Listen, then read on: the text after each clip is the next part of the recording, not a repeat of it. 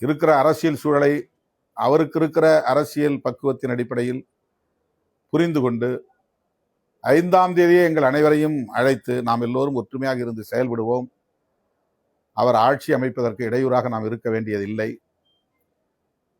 என்ற கருத்தை சொன்னார். அதுதான் அவருடைய பக்குவம், அவரது அரசியல் முதிர்ச்சி. ஆகவே எங்கள் அரசியல் நேர்மையை அல்லது கூட்டணிக்கு நாங்கள் எந்த அளவுக்கு உற்ற துணையாக இருந்திருக்கிறோம் என்கிற அந்த நம்பகத்தன்மையை போகிற போக்கில் கேள்விக்குள்ளாக்குவது, களங்கப்படுத்துவது ஒரு திட்டமிட்ட அவதூறு. விடுதலை சிறுத்தைகளின் வளர்ச்சியை பிடிக்காதவர்கள் தொடர்ந்து காலம் காலமாக எங்களுக்கு எதிராக காழ்ப்புணர்வை கக்கிக் கொண்டிருக்கிற கும்பல் திரும்ப திரும்ப இதை செய்து கொண்டிருக்கிறது. எனவே இது குறித்து நாங்கள் மேற்கொண்டு கருத்து சொல்ல விரும்பவில்லை. முதலமைச்சர் விஜய் வந்து உங்களை தனிப்பட்ட பெரிய மரியாதை வச்சிருக்காரு. ஒவ்வொரு இடமே நம்ம பார்க்குறோம். முதல் மாநாட்டில் கூட உங்களை தான் வெளிப்படையாக அழைச்சாரு. அவர் வந்து திருச்சி கிழக்குல உங்களை வந்து போட்டியிடுவதற்காக அழைத்தால் இந்த இடைத்தேர்தலில் நீங்க அமைச்சரவையில் வர வேண்டும் ரொம்ப விரும்புகிறார். அவர் தனிப்பட்ட விதத்தில் ஒருவேளை திருச்சி கிழக்குல இடைத்தேர்தலில் உங்களை போட்டியிட அழைத்தால் உங்களோட விருப்பம் என்ன? அமைச்சரவையில் நான் இடம்பெற வேண்டும் என்கிற விருப்பத்தை தாவேகா தரப்பில் வெளிப்படுத்தினார்கள்.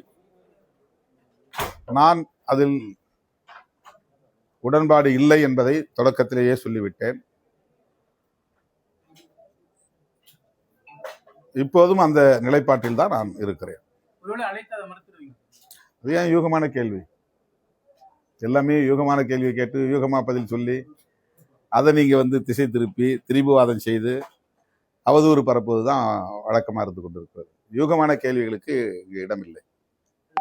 காங்கிரஸ் நாடாளுமன்ற தேர்தல், அடுத்து உள்ளாட்சி தேர்தல் எல்லாத்துலயுமே தாவேகாவுடன் கூட்டணி அப்படின்றத அவங்க அந்த முடிவை எடுத்துட்டாங்க. நாங்க அப்படி இந்த முடிவை நாங்க எடுத்தது, இடதுசாரிகள் எப்படி வெளியிலிருந்து ஆதரவு தெரிவிக்கிறார்களோ அதை போல்தான் நாங்களும் ஆதரவு தெரிவிப்பது என்ற முடிவை எடுத்தோம். ஆனாலும் அரசியல் சூழலுக்கு ஏற்ப இந்த முடிவையும் நாங்கள் எடுக்கும் நிலைக்கு ஆளாகி இருக்கிறோம். அவ்வளவுதான். எதையுமே நான் உங்கள்கிட்ட பேசல. அப்புறம் திரும்ப ஒரு யூகமான கேள்வி எதுக்கு? அது தேர்தல் வரட்டும், தேர்தல் நேரத்தில் பேசலாம்.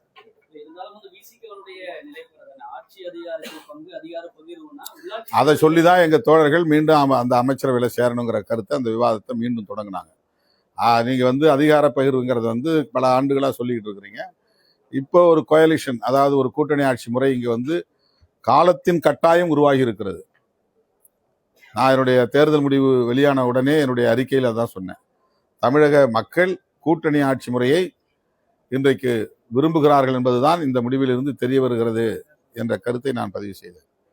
எனவே தலைவர் சொன்னதை நடைமுறைப்படுத்துங்கள் என்று எங்கள் இயக்கத்தின் முன்னணி பொறுப்பாளர்கள் அந்த விவாதத்தை மறுபடியும் தொடங்கி, கட்சியின் முடிவுக்கு தலைமை கட்டுப்படுவதும் ஒரு ஜனநாயகத்தின் ஒரு அம்சம்தான். எப்படி தலைவர் எடுக்கிற முடிவை கட்சி கட்டுப்பட்டு நடைமுறைப்படுத்துகிறதோ அதே போல கட்சியில் உள்ள பெரும்பான்மையான தோழர்கள் எடுக்கிற முடிவுக்கு தலைமை உடன்படுவது என்பதும் ஜனநாயக கூறுகளுள் ஒன்று.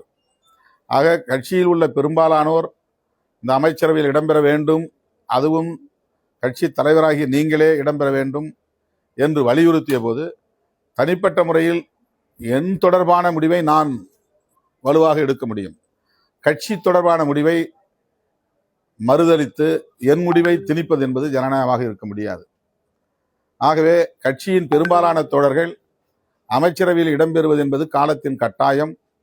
இதுவரையில் தமிழக அரசியல் களத்தில் கூட்டணி ஆட்சி முறை உருவானதில்லை. அது முதல் வாய்ப்பு. இதுவரையில் ஒரு அம்பேத்கர் இயக்கம் அமைச்சரவையில் பங்கேற்பதற்கான ஒரு வாய்ப்பு உருவாகவில்லை.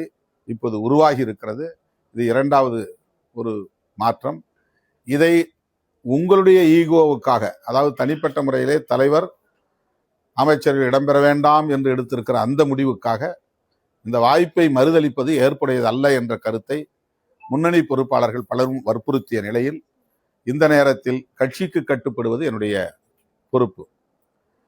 தேர்தல் அரசியலே வேண்டாம் என்று நான் இருந்த காலத்தில் 1999 தேர்தல் அரசியலில் ஈடுபட வேண்டும் என்று பெரும்பாலான தோழர்கள் சொன்னபோது நான் சில மாதங்கள் வரையில் அதை தள்ளி போட்டேன். பொறுமையாக உணர்ச்சி வயப்பட்டு முடிவெடுக்க வேண்டாம், நாம் தேர்தல் அரசியல் ஈடுபட வேண்டாம் என்று 10 ஆண்டு காலம் தேர்தல் அரசியல் வேண்டாம் என்று இருந்த இந்த இயக்கம் 10 ஆண்டுகள் கழித்து தேர்தலில் ஈடுபட வேண்டும் என்ற கருத்தை முன்வைத்த போது உடனடியாக அதை என்னால் ஏற்றுக்கொள்ள முடியாமல் சில மாதங்கள் தள்ளி போட்டு மீண்டும் மீண்டும் பேசித்தான் கட்சி எடுத்த முடிவை நான் ஏற்றுக்கொண்டேன். அதே போல இன்றைக்கும் கட்சியில் உள்ள பெரும்பாலான தோழர்கள் எடுத்த முடிவுதான் கட்சி முடிவு. எனக்கு வெளியிலிருந்து ஆதரவு அளிப்பது என்பதுதான் விருப்பம், அதுதான் என்னுடைய தனிப்பட்ட முடிவு. ஆனால் கட்சி அதை தாண்டி சிந்திக்கிற போது கட்சியின் முடிவுக்கு கட்டுப்பட வேண்டியது கட்சியின் தலைவராக இருந்தாலும் கட்சியின் உறுப்பினர் என்கிற அந்த நிலையிலிருந்து, நானும் ஒரு உறுப்பினர் என்கிற நிலையிலிருந்து அந்த முடிவுக்கு நான் இணங்கி இருக்கிறேன். அவ்வளவுதான். சார், இப்ப தமிழ்நாடு முழுக்க